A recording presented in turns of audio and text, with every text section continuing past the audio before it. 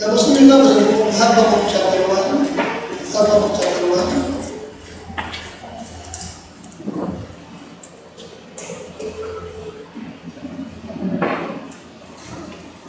Habakuk chapter 1.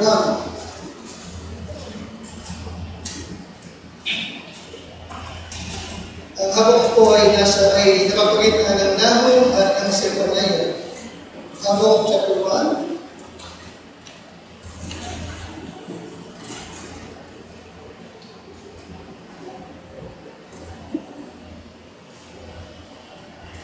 Alright, nakita pala nyo?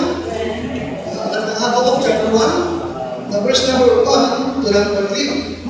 Habakuk chapter 1, verse 1 to number 3. At kung narito po kayo ay sabi-sabi po tayo. Nakita po ba? Verse 1 to number 3, ready? The burden which Habakuk the prophet did see. O Lord, how long shall I cry, and thou wilt not hear? Even cry out unto thee of violence, and thou wilt not save. Why dost thou show me iniquity, and cause me to behold grievance? For spoiling and violence are before me, and there are the place of strife and contention.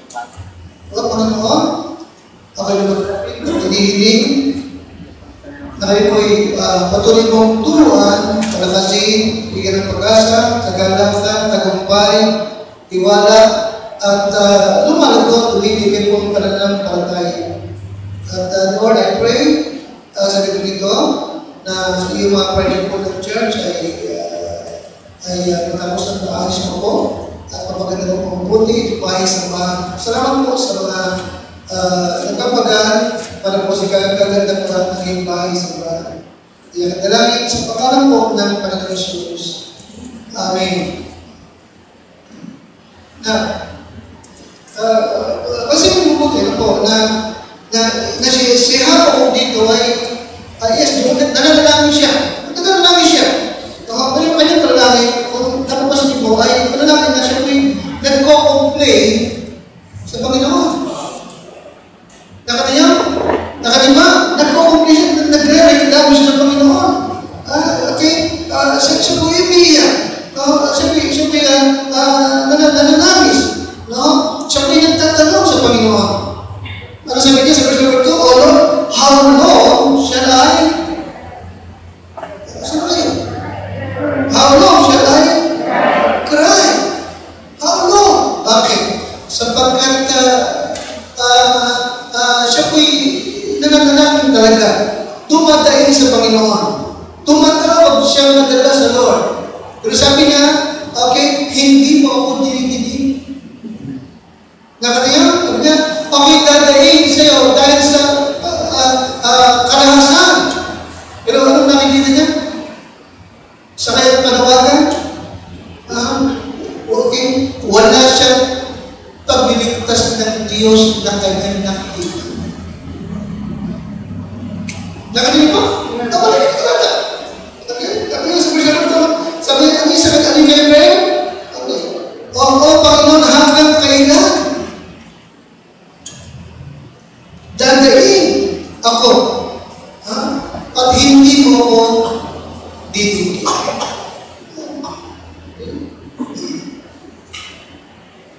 Siya dumadalangin para po sa kanyang bayan Israel na dumadalas ng matinding karahasan sa kamay ng kanyang mga kaaway. Pero sa kanyang nakikita, hindi nagliligtas ang Diyos. Sa kanyang nakikita, hindi dumikinig ang Panginoon. Kaya patuloy ng karahasan ang kanyang pong nasasaksihan.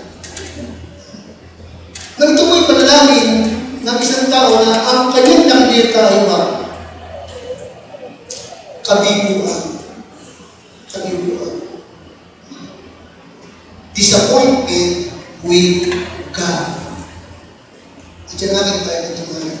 Disappointment with God. Na,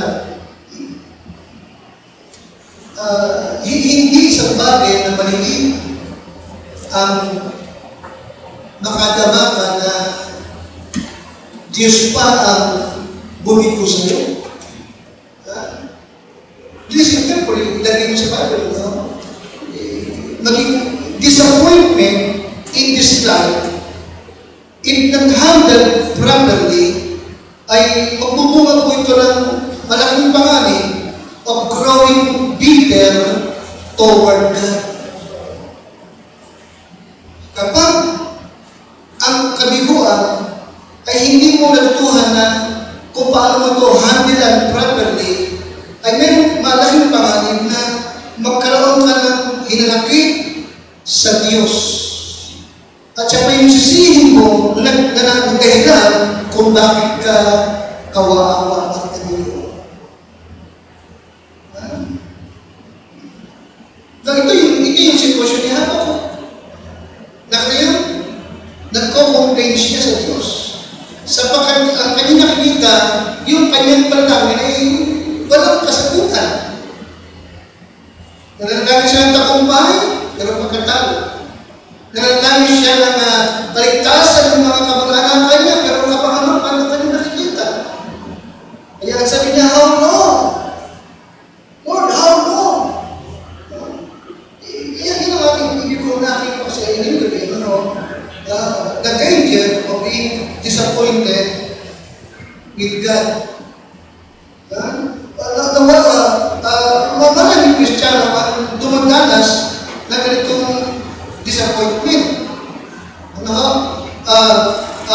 Meron siyang hinihiling, nadarating, hinihingi, hindi niya natatanggap. Meron siyang inaasahan sa Diyos na yung kanyang inaasahan ay hindi naman yun ang nagaganap. Kaya ang kanyang tingin is what? Binigo siya ng Panginoon. Okay? At yung kanyang disappointment ay Diyos pa ang ginagawa. Okay? Now, isang bagay pa yung ibig ko na nagtibo na sabi ng isang pastor, maraming tao, akala natin ay they are atheist or agnostic. May mga tao na akala mo ay hindi naniniwala sa Diyos or agnostic kung mga tao na ang pakailan kung Diyos wala. Parang wala yan sa Diyos at hindi yan ang gumagawa Diyos. But in reality, they are not agnostic. They are not atheists. But in reality, they are what? Disappointed. Nabigo sila. At ang kanilang tingin ay dahil doon ay hindi naman siya totoo. Hindi naman siya gumagawa. Yes, disappointment with God. Now, there are two questions of the disappointed. The questions of the disappointed. Number one, first question is, the why. Okay? Paling-ulang ka lang ng disappointed. The question of why. Why did this happen? Anong tanong nila? Bakit nangyari ito? Bakit nangyari ito? Ako, alam mo, may nangyari ko, namatay, hindi ko na pwede. Bakit ang ako mo kinuha ang nanay ko?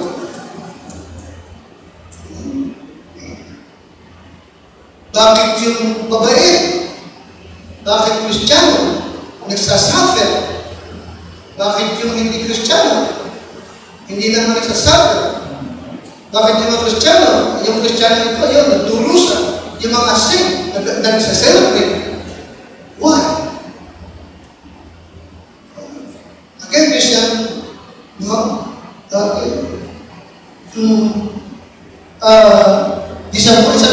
Disappointment in life, if not handled properly, it will cause what? We are in danger of what? Growing what? Growing bitter with God. Kaya ito yung first question ng mga nabigo. Na Diyos pa ang akala niya dahilan ng lahat. Okay? No, lahat tayo ay mayroon kanyang version ng why. Diba? Bakit hindi ako nagtagumpay? Bakit ako nagkakaganito? Ako naman ay nagpe-pray? Ako naman ay tumatawag sa Kanya? Ako naman ay nagtatapat? Okay ba? Okay, why? Now, tanda natin siya, no? It is the why that destroys our faith. Ano sabi ko? It is the why that destroys our faith. Pero of course, hindi ko ibig sabihin na kasalanan ng magtanong sa Diyos. Hindi ko ibig sabihin na pangalawang question of the disappointment. Number one is what? The why. Question. Number two, the where. Where is God? Ano yung pangalawang question? Where is God? Why all this bad thing is happening? Nasaan ang Diyos? Kung nandiyan siya, bakit nangyari yun? Diba? Bakit hindi niya pinigilan? Bakit hindi siya nagligtas? O hindi ba pinagtanong ni Apo ko? Diba? Nakikita niya yung mga batang na rin, nananap po, hinahabol na ng Babylonia at pagdalap yung batay, iniharap pa sa kalsada, tsaka sa pagdalap. Nakikita niya yan.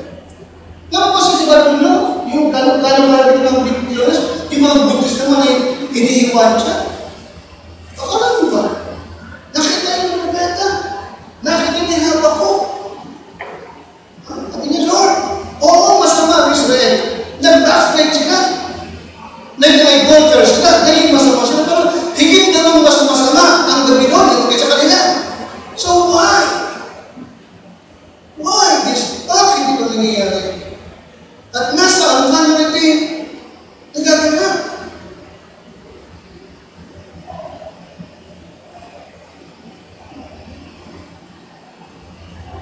Na marahil na ang pinakabigat na kakaharapin ng isang Kristiyano kapag siya'y naligo ay yung pagkatotohanan na yes, ang Diyos ay may kakayahang magligtas. Tama? Ang Diyos ay may kakayahang magpagaling pag may sakit. Tama? Tama? Amen? Amen? Ang Diyos ay makapangyarihan kaya yung tabuhin anuman ang nagaganap. Tama? Tama ba? Amen? But why won't He do it? Pero bakit hindi niya ito ginawa?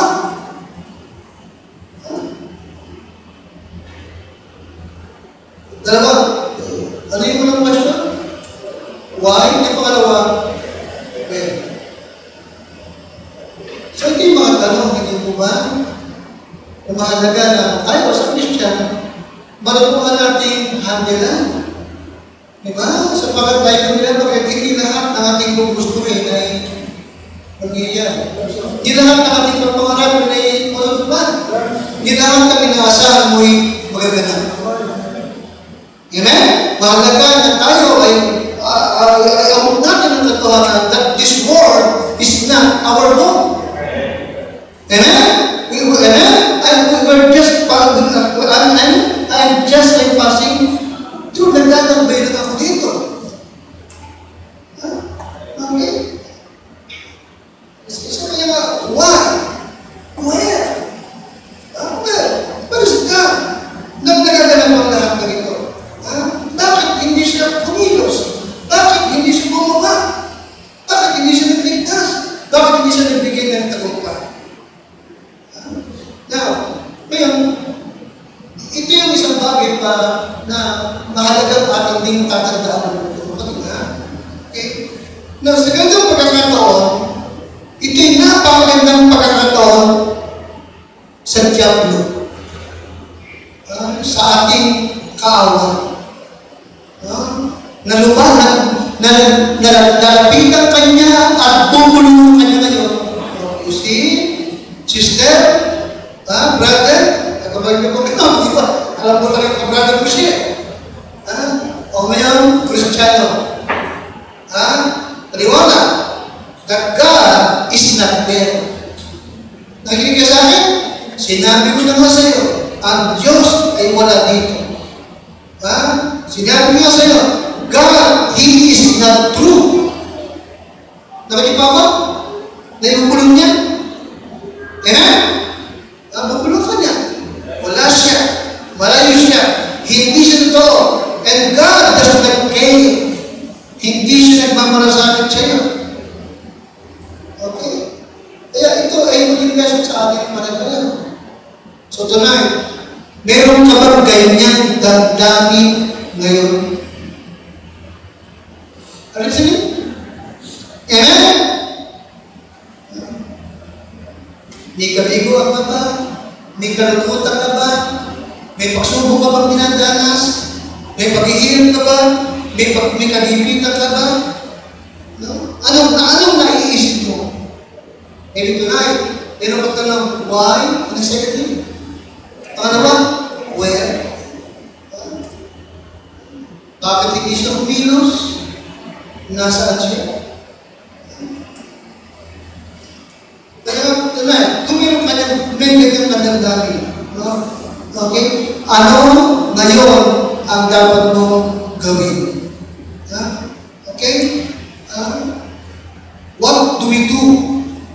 Kapag tayo may mga ganyang question. Okay? What do we do when we come with this question? Why and where? Now, outline number 3. Sa ganitong pagkakataon, number 2, we need something to believe in. Okay? Sa ganitong pagkakataon na may kabiguan ka ginagalas.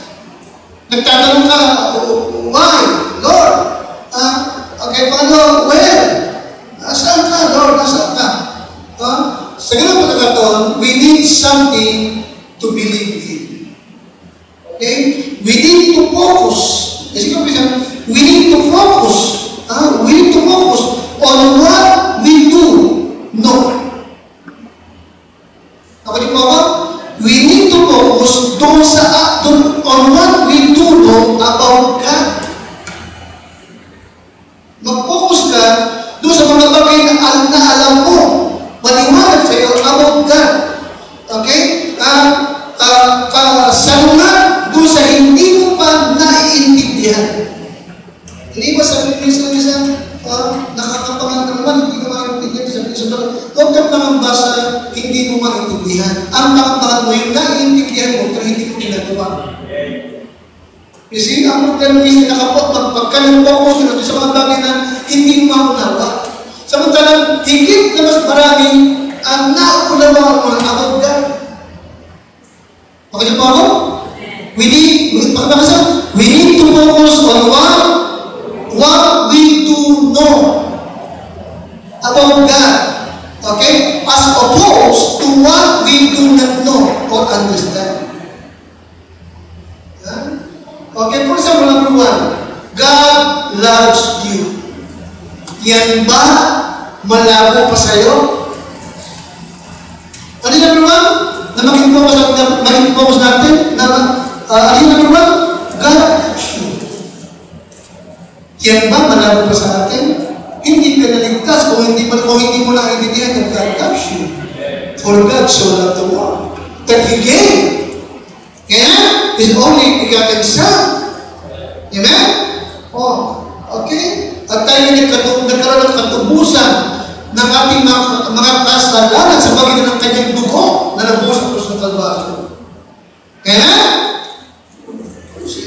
so kaya mag-focus ka doon sa mga bagay na maliwanag ng naiintindihan mo. Unang-una ay walang duda, ako yung iniibig ng Diyos. Maliwanag sa akin yan. Ako ang dahilan ng kanyang pagdurusa. Ako ang dahilan ng kanyang pagkakatawang tao. Ako ang dahilan ng kanyang pagkabuhay-buhay doon sa krus ng Kalbaryo. Hindi ako maliligas kung ako'y hindi inibig ng aking Panginoon.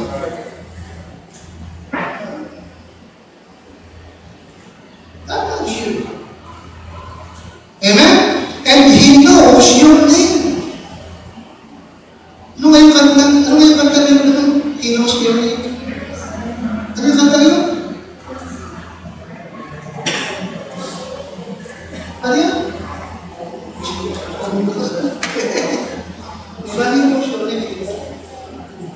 Alam niyo yung pangalan mo? Tinatawag din tayo sa ating pangalan. Amen?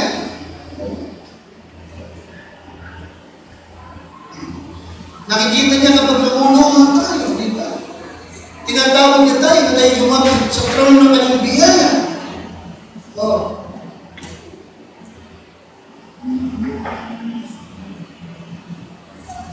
In Psalms 34 and verse 18, Psalms 34 verse 18, every time na hindi namin gusto yung nangyayari sa ating buhay, in Psalms 34:18, He was there. He was there all the time. Hindi mo nakikita, but He was there all the time. Hindi siya magbubulaan sa atin. I will never leave you, nor forsake you. In Psalm 34 verse 18, higit sa lahat, sa panahon na ikaw ay bigo, sa panahon na ikaw ay nagdurusa. Okay? Ulitan, sa panahon na nagdurusa, okay? The Lord is nigh. Okay? Higit siya mas malapit sa iyo.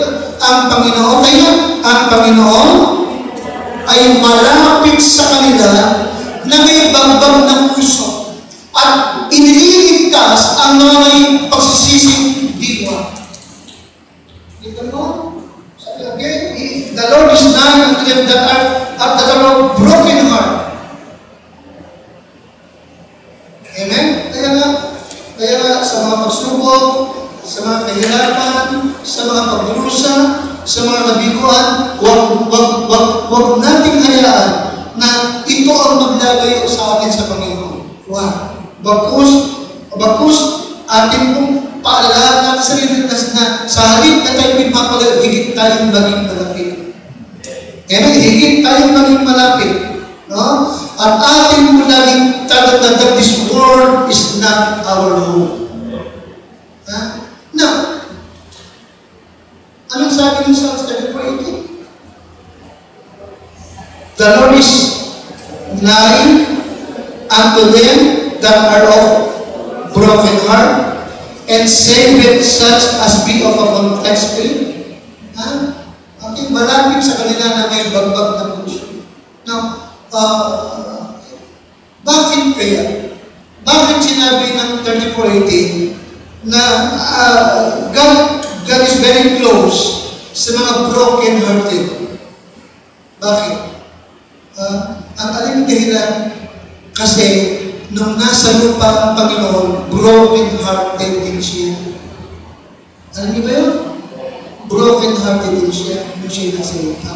Kaya naiintindihan kanya, kaya higit siyang mas malapit sa Kristiyanong broken-hearted.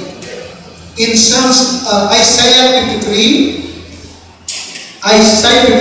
verse number 3, He is despised and rejected of men. Ano pa?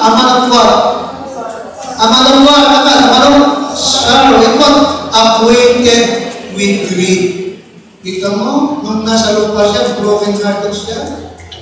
Bakit? Hinamak siya. Ano ba? Itinanggol siya ng mga tao. ano ba? Siya'y tao na nasa kapanglawan. Lagi siyang malungkot. Amen?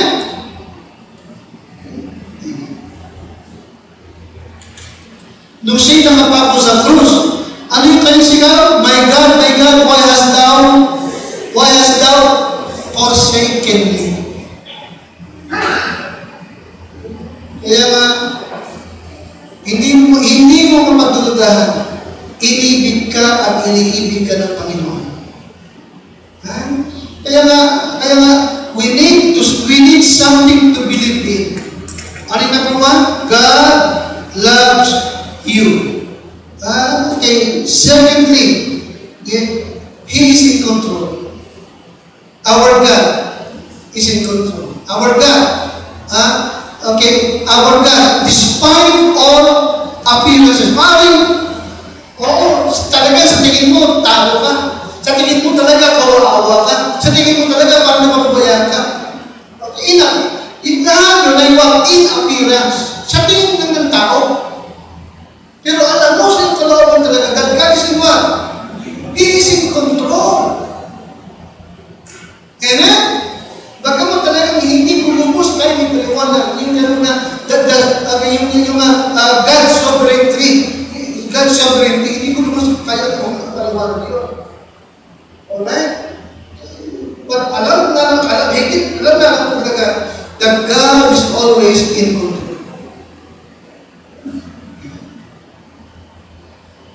In Psalms 75 and number 6.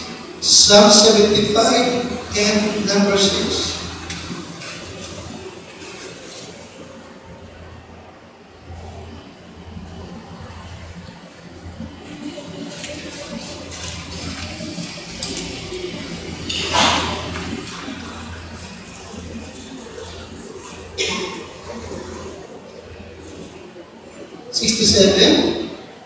Okay, tayo po lahat. Ready? Simulan po sa number 5. Ready? Basa. Lift not up your horn on high. Speak not big. Pakalamas ko. Escape. Kaya na. For promotion cometh neither from the east, nor from the west, nor from the south. Anong natira? Anong wala dito? Yung north. Anong wala? Yung north. Bakit? Asan yung north? Ang north nasa taas. Iba namin. Okay, amen? Kasi hindi ka pala talaga, ang promotion ay nanggagaling talaga sa itaas, sa Diyos. Ha? Okay? It's number 7. But God is what? The judge. He put it down one and set it up another. Ito mo, di ba? Siya ang nagtataas. Siya nagpo-promote. Siya nagpapaalam. Siya nagpapaksa. Alam mo makita, He is in what? He is in control. He is in control.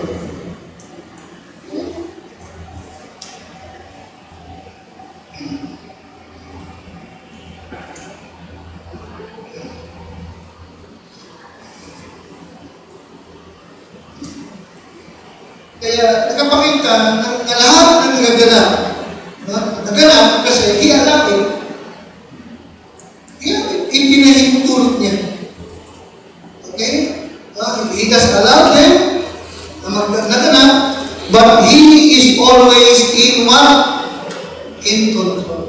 He is always in control. He is always in control. Nothing happens to you or me unless God allows it. Amen? Unless He allows it.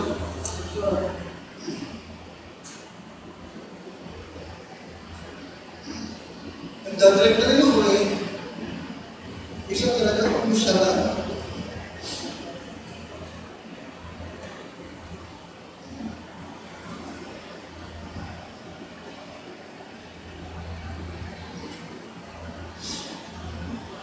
He is in control.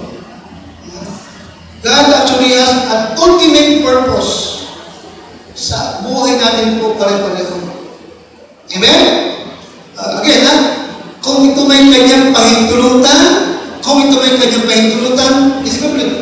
Romans 8:28 pa rin. Amen? Amen? And we know. Ang ganda, di ba? Kahit kabisado mo na. Di ba? Pero pag may mga pagyan sa buhay mo na pagpili ka mo, talaga. And we know. Alam naman natin that all things work together for good to them who are the whole according to His purpose.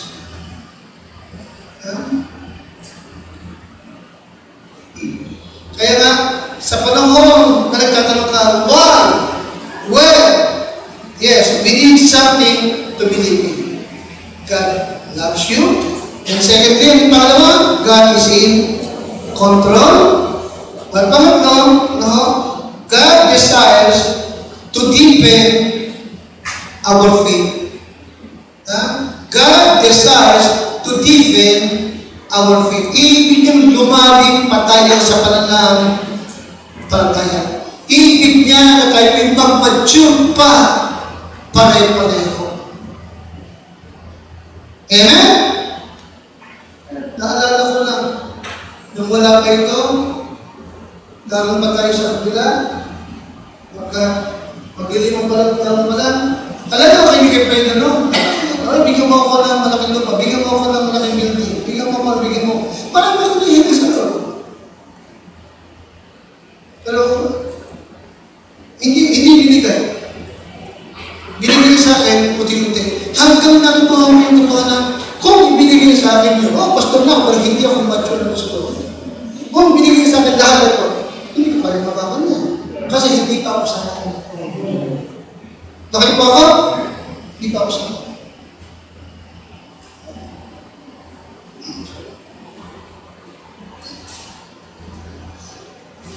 Marami pa akong dapat matutunan bago ma-handle ito.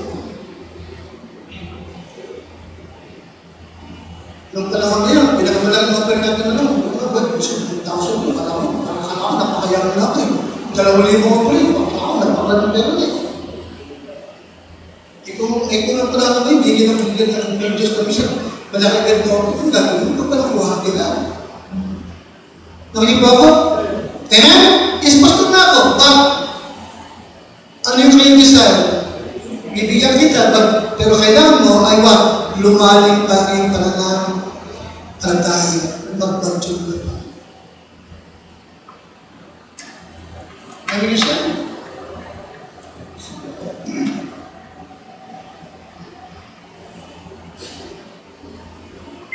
In second John, naalala mo yung greetings ni John the Beloved kay Demetrius, sabi niya, ibig ko mag-prosper ka sa health, patigit siya na, si spiritual. Amen? Especially, God desires to deepen our faith. Mag-mature pa tayo talaga. In 1 Peter chapter 5, verse number 10 to number 11,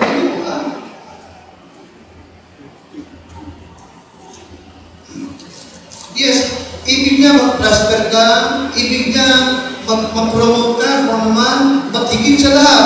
Ibig niya mag-mature ka at lumalim ang iyong pananampalataya.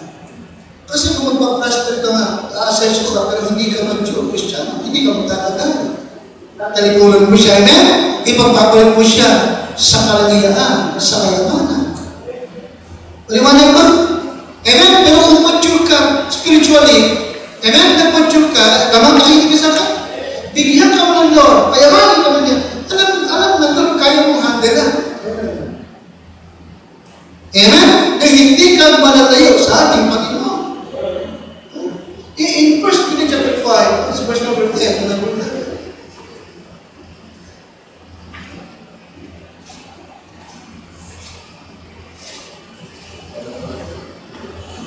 First Peter chapter 5, number 10. Okay, tayo mo lahat. But the God of all grace, who hath called us unto His eternal glory by Christ Jesus, after that you have suffered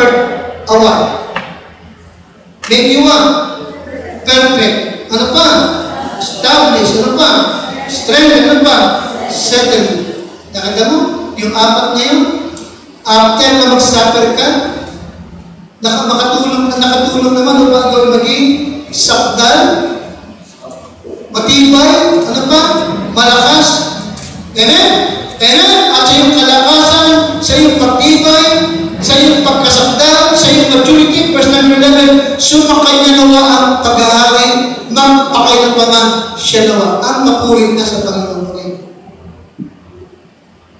Okay?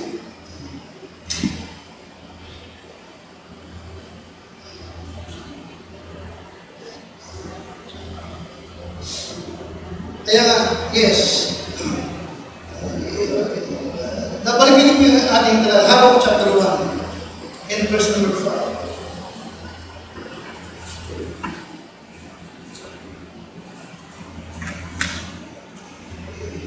Ito ang magawakas, no?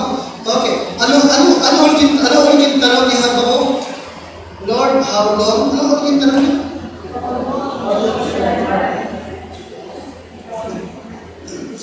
Yes. Oh, Lord, how long shall I cry, and thou wilt not hear? Even cry out unto thee of violence, and thou wilt not save. Okay, yun ang kanyang tanong. Pero pag binasa niyo po ba, hindi siya sinagot ng Panginoon. Hindi siya sinagot ayaw sa kanyang tanong. Alright? Patagan ha? Sa tanong ni Habakuk, ang kanyang tanong ay nagpapakita na wala siyang nakikita na pagkilos ng Diyos. Diba? Ang Diyos di nakikinig at hindi ligtas. Kasi ginagawa. Okay? Now, verse number 5.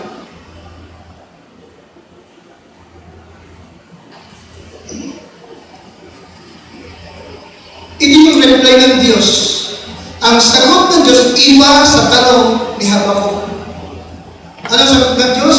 Behold, magmasid kayo. Magmasid kayo sa gitna ng mga bansa. At tumingin kayo at mamamanga kayo ng kagila-gila sapagkat ako'y gumagawa ng isang gawain sa inyong mga karaw na hindi ninyo paniniwalaan bagaman magpaliwanag ako sa inyo. Nakita niyo? Ang tingin nila, hindi gumagawa ang Diyos. Sabi niyo, gumagawa ako. Hindi ako gumagawa ako. Actually, ako dahilan bakit nandiyan Babylonia. Ako rin ang dahilan kung bakit dumating ang sila dyan. At ako rin ang dahilan kung bakit ang Egypt bumaksak. Alam kita? Amen?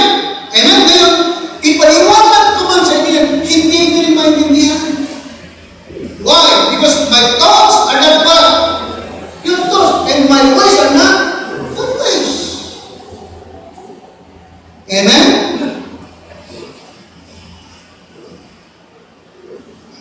Kaya nga, in conclusion about dealing with disappointment.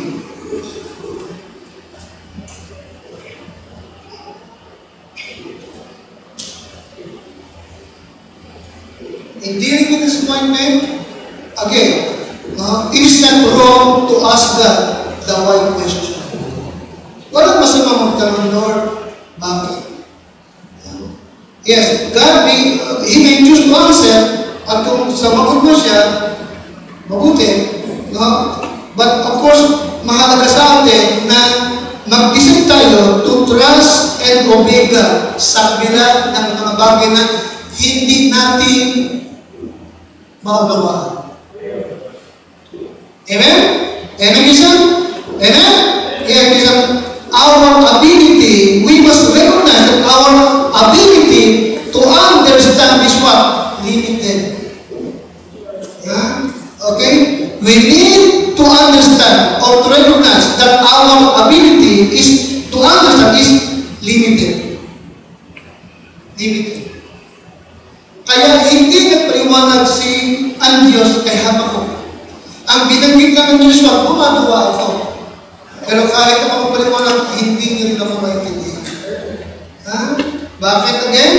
Isaiah 55 na, ano again? For us kung gaano kataas ang mga langit Okay, for as the heavens are what? Higher than the earth, so are my ways higher than your ways, and my thoughts are what? Not your thoughts.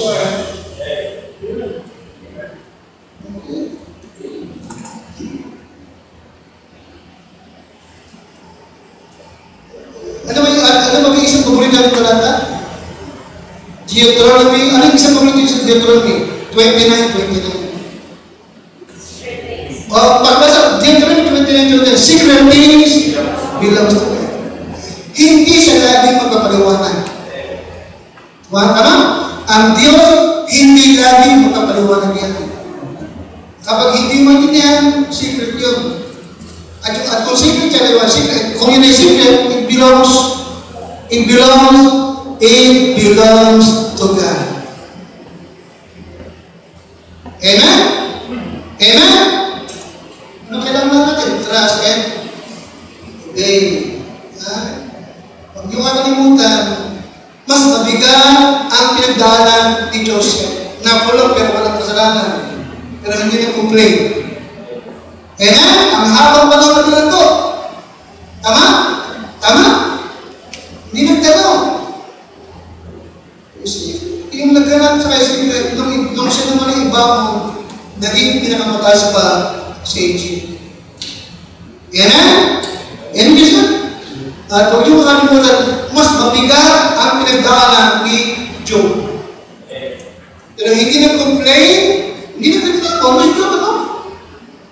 Bagkus sa kanyang pagdurusa, ang sabi niya, though he slay me, yet I trust him. Ako may kanyang patayin, magtitiwala pa rin ako sa kanya. Okay?